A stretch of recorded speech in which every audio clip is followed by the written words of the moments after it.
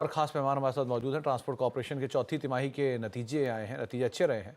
Q4 में company की आय 10% और मुनाफा 25% बढ़ा है। हालांकि मार्जिन पर हल्का दबाव रहा है। Q4 नंबर्स पर और ग्रोथ आउटलुक पर बातचीत करने के लिए हमारे साथ जुड़ रहे हैं ट्रांसपोर्ट कॉर्पोरेशन के MD Vineet Agarwal sir. Vineet sir नमस्कार, स्वागत है कार्यक्रम में। 10-10.5% के आसपास की रेवेन्यूज ग्रोथ, एबिटा फ्रंट पे 13% की ग्रोथ, मुनाफे में करीब करीब 25% की ग्रोथ ये इस क्वार्टर के अंदर आते हुए दिखाई पड़ी। और लास्ट ईयरली अगर देखेंगे तो भी नंबर बहुत अच्छे रहे हैं। पहली चीज़ तो इस क्वार्टर में क्या काम करके गया कंपनी के लिए जो इस तरह के अच्छे नंबर्स पिकअप किए कंपनी ने, और क्या स्टेबल फ्यूल या स्टेबल इकोनॉमिक सिनेरियो एक टेलविंड के तौर पे कामकाज कर रहा है? नमस्ते सुमित।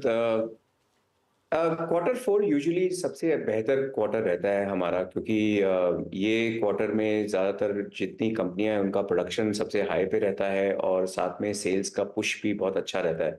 तो क्योंकि हम इंडिया में 1400 लोकेशन से काम करते हैं, तो एक सेंस मिल जाता है कि क्या हो रहा है पूरे मार्केट प्लेस में। और हमने देखा कि हर एक सेगमेंट में कुछ ना कुछ ग्रोथ ज़रूर निकला। अब ये पूरा जो फुल ईयर का ग्रोथ है वो थोड़ा सा इसलिए धीमा रह गया है क्योंकि फर्स्ट हाफ में ग्रोथ था काफी कम था, और ये स्लो डाउन हम थोड़ा एक्सपेक्ट कर भी रहे थे। तो 5 से 10% का जो गाइडेंस था पिछले साल का, कि उसके आसपास हम पहुंचे हैं। और बॉटम लाइन के भी जो फुल ईयर का गाइडेंस था वो करीब 10% का था, उसके आसपास हम पहुंच गए हैं।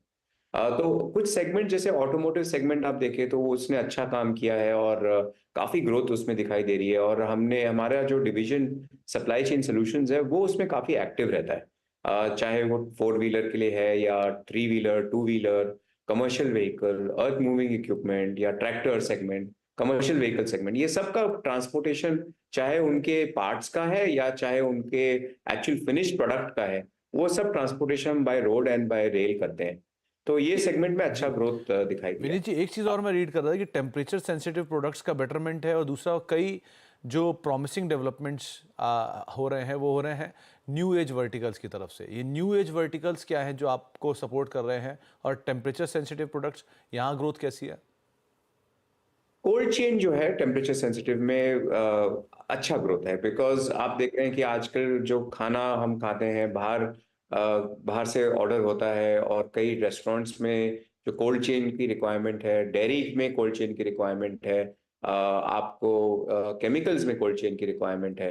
तो ये सब सेगमेंट में बहुत अच्छा ग्रोथ है, और ये कंटिन्यू रहेगा जैसे जैसे कंजम्पशन इंडिया में बढ़ता है। सेकेंड चीज है, जो अदर वर्टिकल्स की बात करें जिसमें ग्रोथ है, जैसे केमिकल्स है। अब केमिकल लॉजिस्टिक्स पहले एक तरीका से होता था जो ज्यादा ऑर्गेनाइज नहीं था।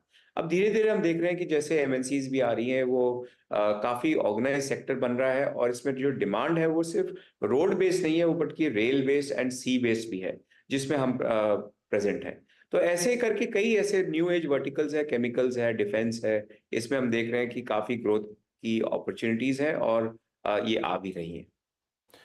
विनीत जी, समय का अभाव है वरना आपसे हम और बात करते, लेकिन बहुत बहुत शुक्रिया अपना समय हमें देने के लिए और हमसे बातचीत करने के लिए। आपसे बात करके अच्छा लगा, लेकिन थोड़ा और बात करते तो अच्छा लगता। लेकिन बहुत बहुत शुक्रिया सर अपना समय हमें देने के लिए और हमसे चर्चा करने के लिए। एक ब्रेक का वक्त हो गया, ब्रेक के बाद लौटेंगे और आगे कुछ और अहम खबरों पर बातचीत करेंगे। लेकिन ट्रांसपोर्ट कॉर्पोरेशन आपकी स्क्रीन पर 2-2.5% की तेजी के साथ सो फार कामकाज करता हुआ दिखाई पड़ रहा है। ब्रेक के बाद लौटते हैं।